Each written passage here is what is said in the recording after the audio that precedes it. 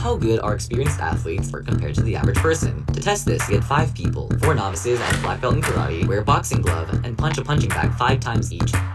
We are measuring the bag's movements using a vector map IMU sensor attached via gaffer tape and connected to a computer collecting ROS bags.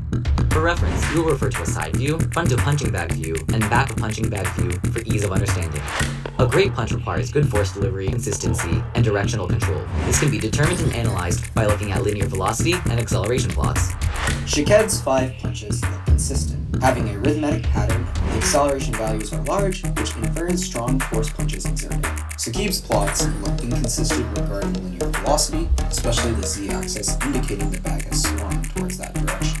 The linear acceleration are derived straight from the IMU. The acceleration is normalized to start at the origin, so all plots will have the same starting point. The linear velocity was derived from the gyroscope's angular velocity multiplied by the radius of rotation.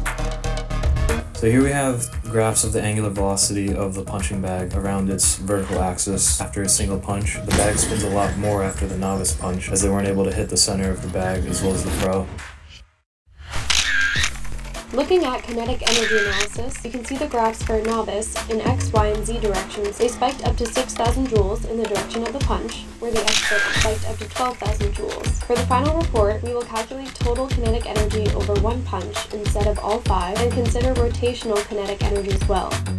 Next, we calculated the force of each punch that each person did. To plot these, the magnitude of acceleration for each punch was derived from each ROS bag multiplied by the mass of the punching bag. The force of each of the 5 punches for each person is plotted to visualize the strength of each punch, and we can see that both Shaqed and Andrew have the most powerful punches. To view this data into more detail, the force of the punches in the X, Y, and Z directions were plotted. Looking at each component of force, both Shaqed and Andrew have a more concentrated punch, delivering most of their punch in the Z direction. The less experienced members of the group have more variability in their punches, as their punches have higher components of force in the X and Y direction.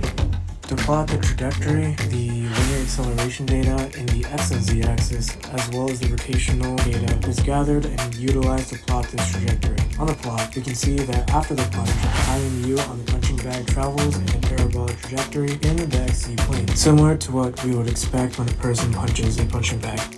Our future plans for analysis include determining the time between the beginning of the punching motion and impact for each punch, and comparing those values to our current results to look for patterns or inconsistencies. Also, we want to calculate the impulse of each punch using the measured accelerometer data to determine if there is a significant difference in the impulse generated by a novice's punch when compared to an expert's punch.